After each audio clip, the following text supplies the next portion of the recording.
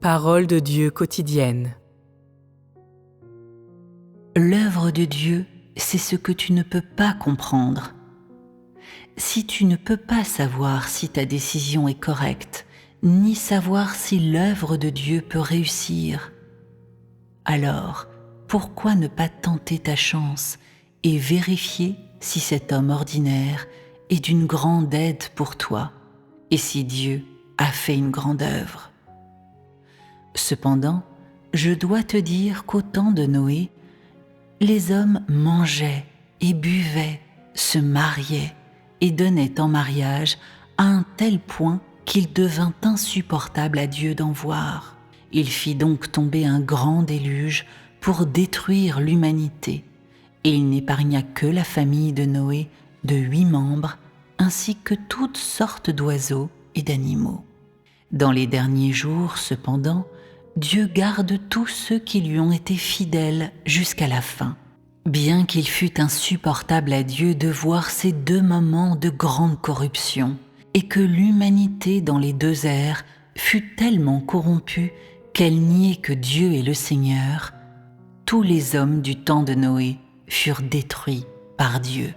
L'humanité dans les 2 ères a grandement affligé Dieu, mais Dieu est resté patient avec les hommes dans les derniers jours jusqu'à présent. Pourquoi? Avez-vous réfléchi à cela? Si vous ne le savez vraiment pas, alors laissez-moi vous le dire. La raison pour laquelle Dieu peut traiter les hommes gracieusement dans les derniers jours n'est pas qu'ils soient moins corrompus que les hommes dans le temps de Noé, ou qu'ils se soient repentis devant Dieu. Encore moins est-ce parce que Dieu ne peut pas supporter de détruire les hommes dans les derniers jours où la technologie a progressé. Plutôt, c'est que Dieu a de l'œuvre à faire avec un groupe d'hommes dans les derniers jours, et cela sera fait par Dieu incarné lui-même.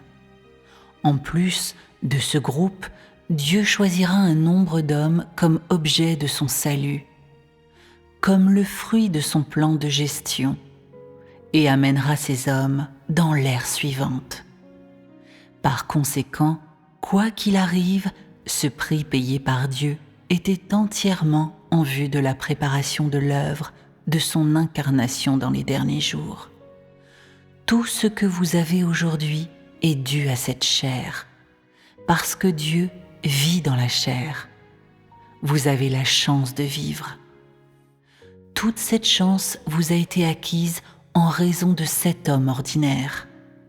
Non seulement cela, mais à la fin, toutes les nations vénèrent cet homme ordinaire et rendront grâce à cet homme insignifiant et lui obéiront. Par lui sont venus la vérité, la vie, le chemin et le salut pour toute l'humanité. C'est lui qui a apaisé le conflit entre Dieu et l'homme, qui a amené Dieu et l'homme à se rapprocher et qui a communiqué des pensées entre Dieu et l'homme.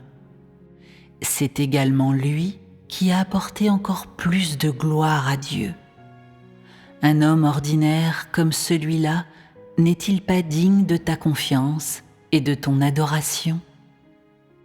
Une chair si ordinaire est-elle digne d'être appelée Christ? Un homme si ordinaire ne peut-il pas être l'expression de Dieu parmi les hommes? Un tel homme qui aide l'humanité à éviter une catastrophe n'est-il pas digne de votre amour et que vous le conserviez?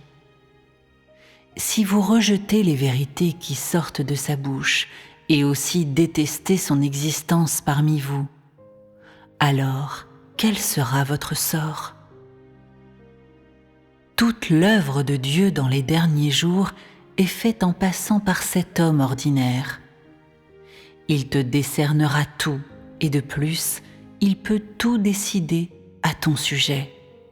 Un tel homme peut-il être comme tu le crois? Un homme si simple qu'il ne mérite pas qu'on le mentionne? Sa vérité ne suffit-elle pas à vous convaincre complètement? Avoir été témoin de ses actes ne suffit-il pas à vous convaincre complètement? Ou serait-ce que le chemin sur lequel il vous conduit n'est pas digne que vous l'empruntiez? Qu'est-ce qui vous fait sentir une aversion envers lui et vous pousse à le rejeter et à l'éviter?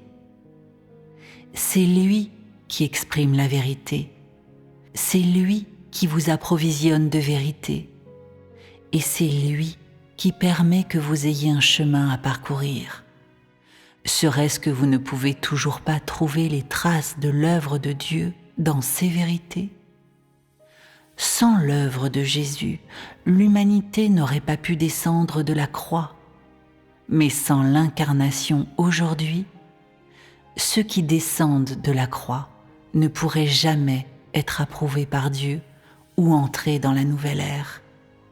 Sans la venue de cet homme ordinaire, vous n'auriez jamais la chance ni le droit de voir le vrai visage de Dieu, car vous devriez tous avoir été détruits il y a longtemps.